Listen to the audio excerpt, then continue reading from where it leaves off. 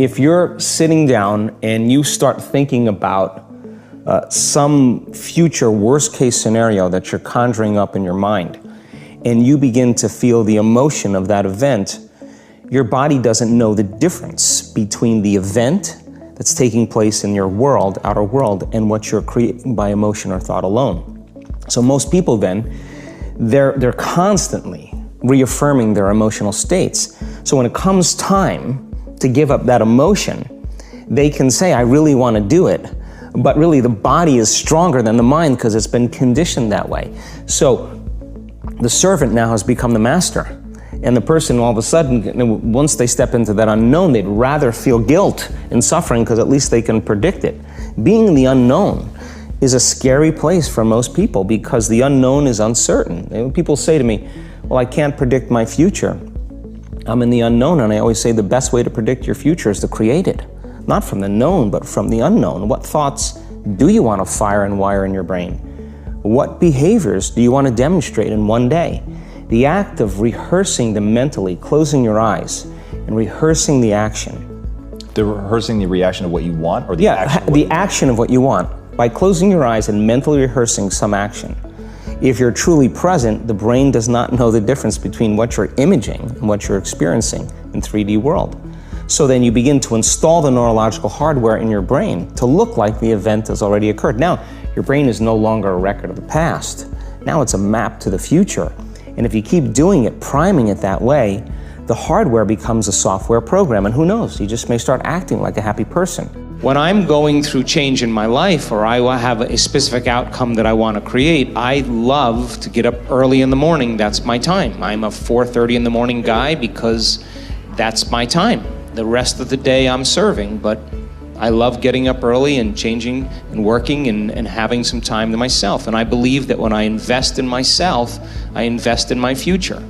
And that time in my morning, nobody bothers me because that's my time. And because of brain waves and brain chemistry, the door between the conscious mind and the subconscious mind is more open. And so if I get up early and I'm kind of between theta and alpha, I don't have to work as hard. I'm not thinking, I just kind of relax into the moment. In the evening, I always ask myself, how did I do?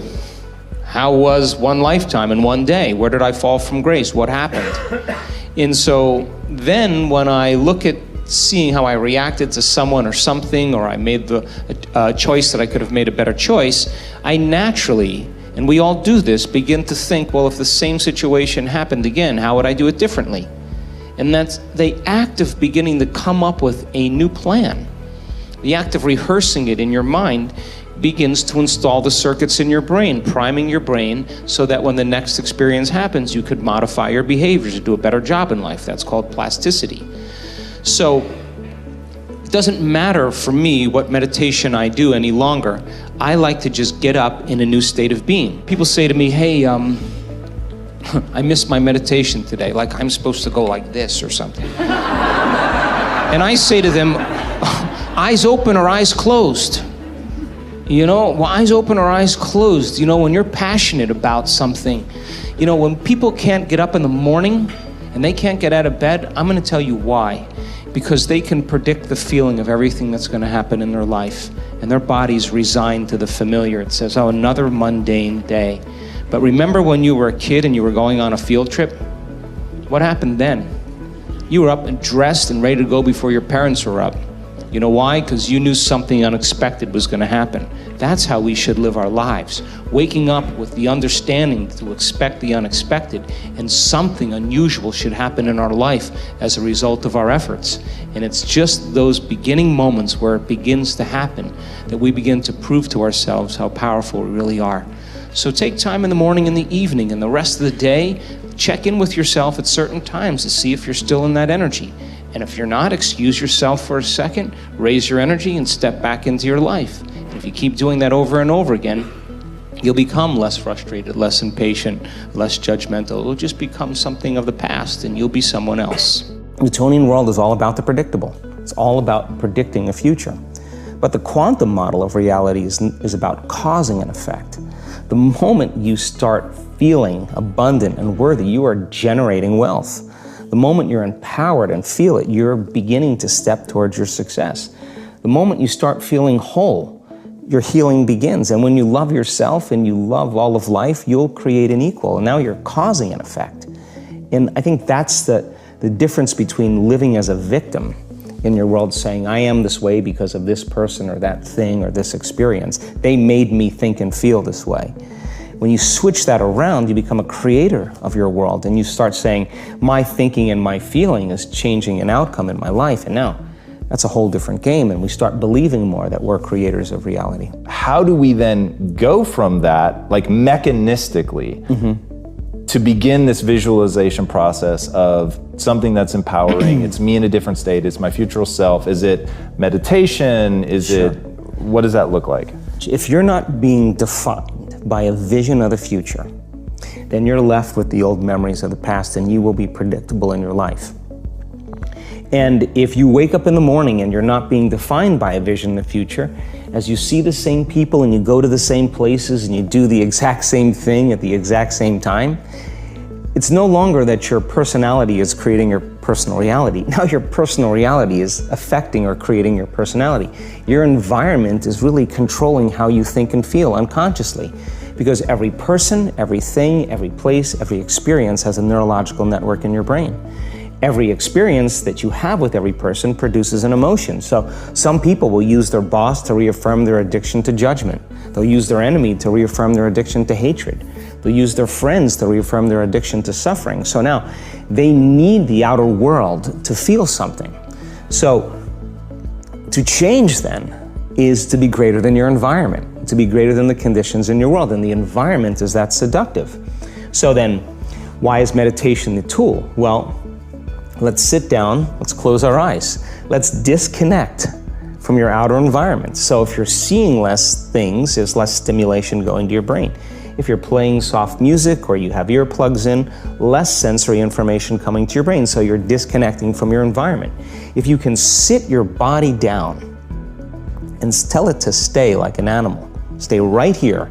I'm gonna feed you when we're done. You can get up and check your emails, you can do all your texts, but right now, you're gonna sit there and obey me.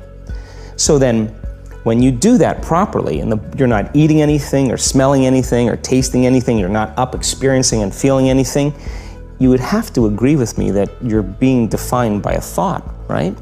So when the body wants to go back to its emotional past, and you become aware that your attention is on that emotion, and where you place your attention is where you place your energy, you're siphoning your energy out of the present moment into the past, and you become aware of that. And you settle your body back down in the present moment, because it's saying, well, it's 8 o'clock, you normally get upset because you're in traffic around this time, and here you are sitting, and we're used to feeling anger, and you're off schedule. Oh, it's 11 o'clock, and you usually check your emails and judge everybody. Well, the body's looking for that predictable chemical state. Every time you become aware that you're doing that, and your body is craving those emotions, and you settle it back down into the present moment, you're telling the body, it's no longer the mind, that you're the mind, and now your will is getting greater than the program. And if you keep doing this over and over again, over and over again, over and over again, just like training a stallion or a dog, it's just gonna say, I'm gonna sit. And the moment that happens, and the body's no longer the mind, when it finally surrenders, there's a liberation of energy.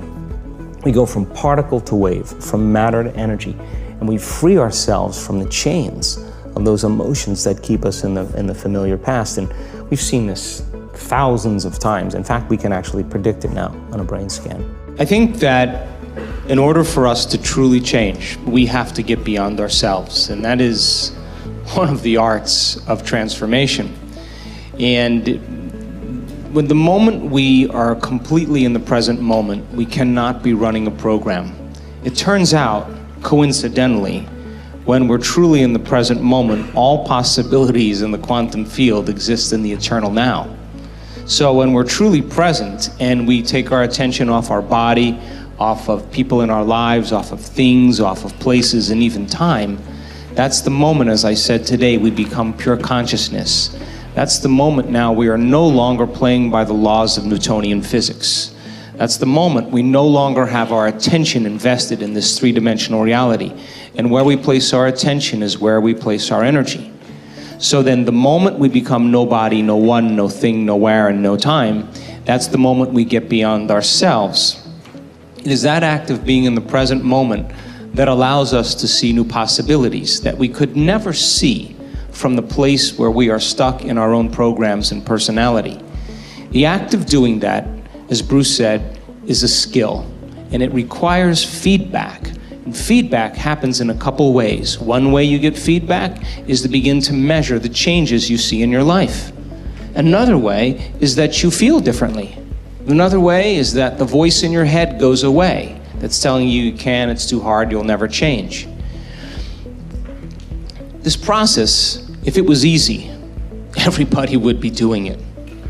And yet we are piercing a veil where people are waking up and they're beginning to take their power back. We already innately know how to do this.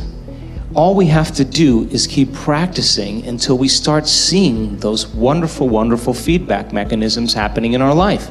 The moment you start seeing those changes taking place in your life, you are going to pay attention to what you did to cause it. And the moment you pay attention to the cause of that action, you're no longer thinking that it's something out there that did it. You're beginning to realize it's what you did inside of you to produce it. That's when we begin to take our power back. We have a huge frontal lobe, and it's 40% of our entire brain. And most people, when they have a thought, they just think that that's the truth. And I think one of my greatest realizations in my own journey was just because you have a thought doesn't necessarily mean it's true. So if you think 60 to 70,000 thoughts in one day, and we do, and 90% of those thoughts are the same thoughts as the day before, and you believe that your thoughts have something to do with your destiny, your life's not going to change very much, because the same thought leads to the same choice leads to the same behavior creates the same experience, and the same experience produces the same emotion. And so then the act of becoming conscious of this process to begin to become more aware of how you think, how you act, and how you feel, it's called metacognition. And so then why is that important? Because the more conscious you become of those unconscious states of mind and body, the less likely you're going to go unconscious during the day. And that thought is not going to slip by your awareness unchecked, because it means to know thyself. The word meditation means to become familiar with.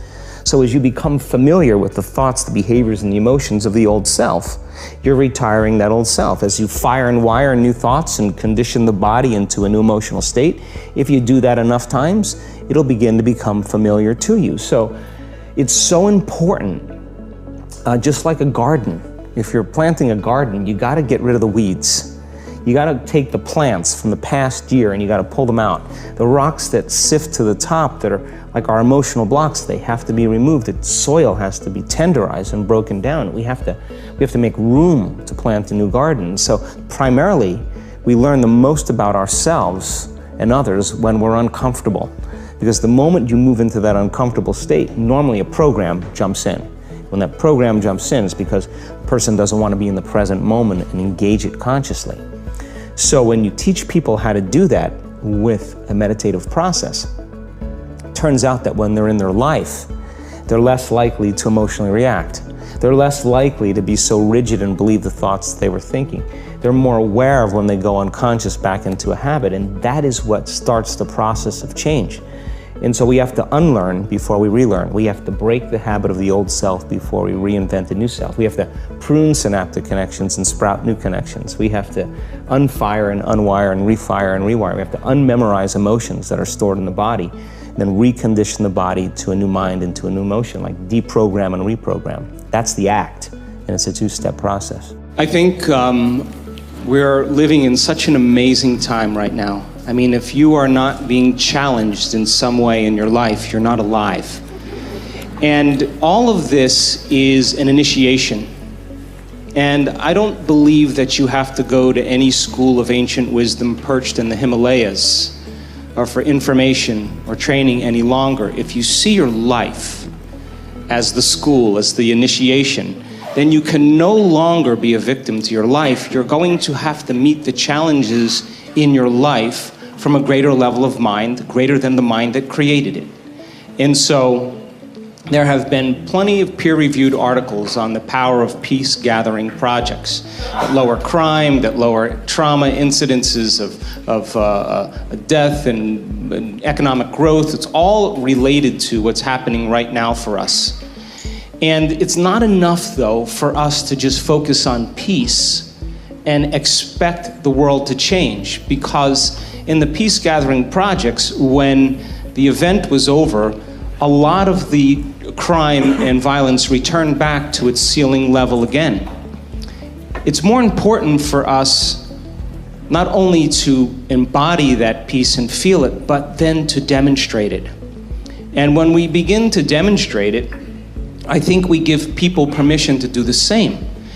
That means that we can't be preaching peace and then be stuck in traffic and, flipping people off or arguing with your coworker. You don't get to stand up for peace if you have conflict in your life. So when we start that self-contemplative process of looking within, and instead of judging someone or something, look to see if there's an aspect of ourselves within that person or within that situation that we may need to change. And if we're all doing that at the same time, something greater, a greater consciousness is going to emerge. And so I believe that it should never be about a person. It should be about principles. And when we stand up for principles, that creates community. Because you could be one belief or another belief, but if you're sharing the same principles, which are joy and freedom and cooperation and connection, that's what builds communities. So then, everything in our world right now is reminding us of separation. Whether it's war, whether it's violence, whether it's political deceit, whether it's prejudice, all of those things cause us to live by those stress hormones. And when we're living in that state of survival, we're not trusting, and we become more selfish. So then, starting our day asking ourselves, what would be the greatest expression of myself I'd like to present to the world? And then making the choice to not get up until we are that person, I think that begins to demonstrate greatness. And when there is adversity and when there are challenges in our life, the question, of course, becomes, how do we become supernatural? And that means we're going to have to do what feels unnatural at first. When everybody else is in poverty and lack, that's the time to give. When everybody else is in fear and vigilance, that's the time to show courage.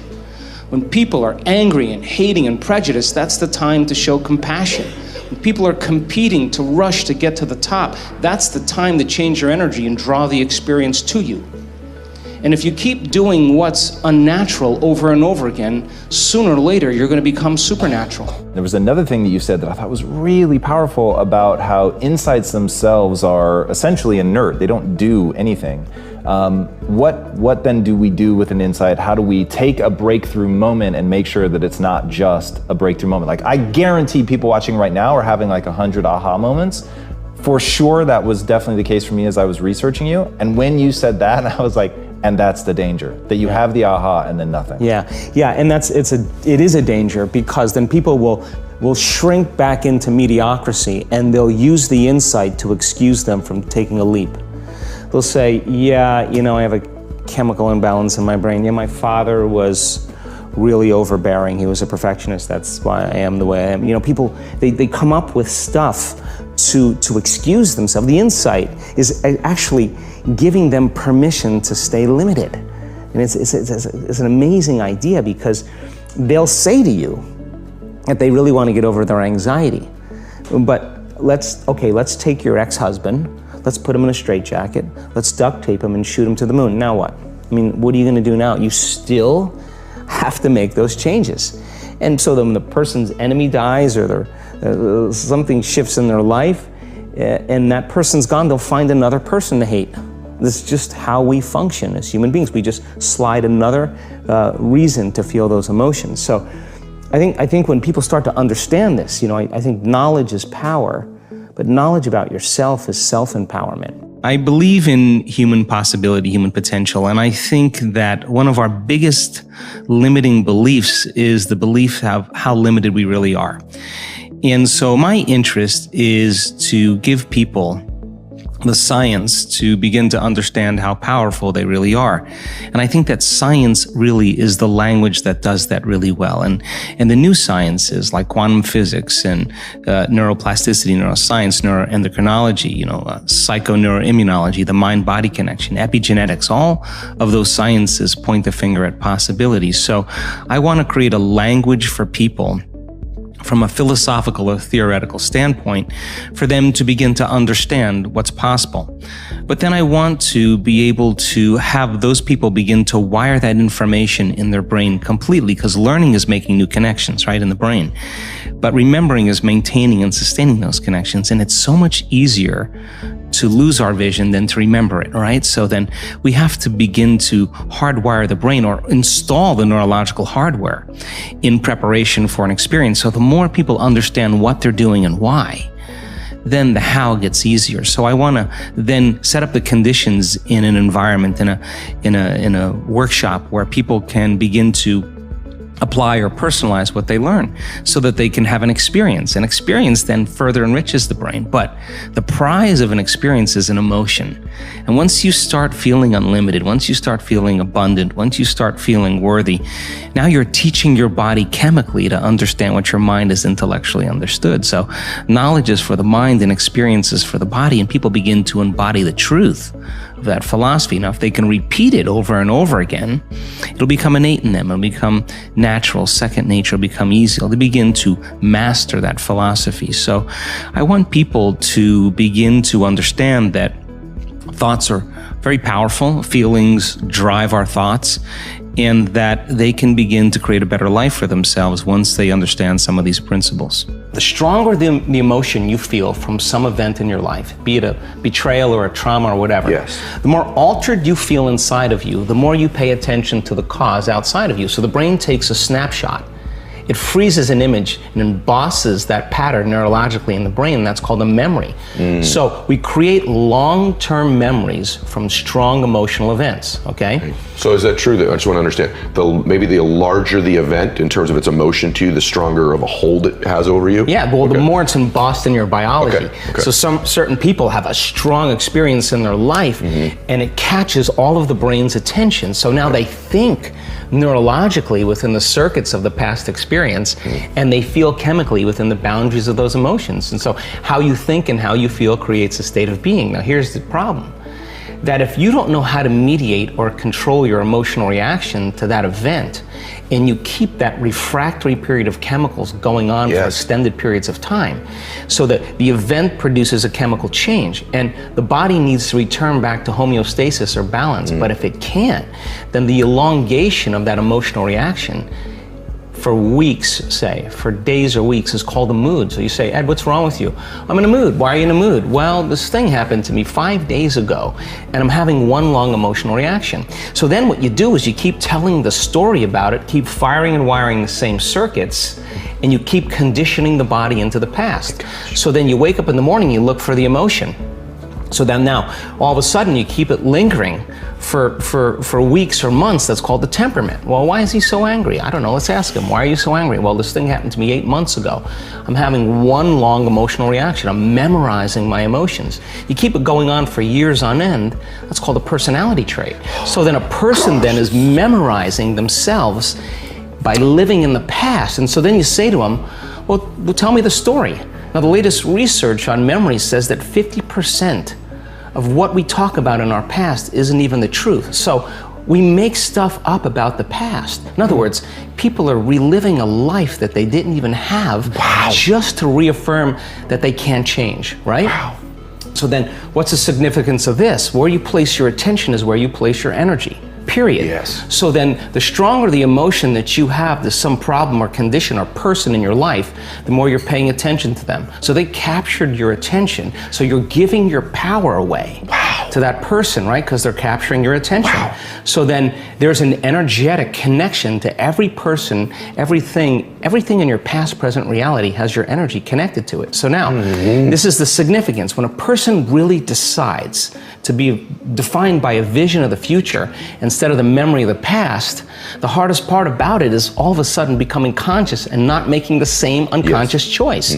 So then If you lower the volume to your frustration, to your hatred, to your anger, if you truly knew how to do that, if you lowered the volume to that emotion, you would take your attention off that person, which means you would begin to break those energetic bonds, and now you're taking your power back.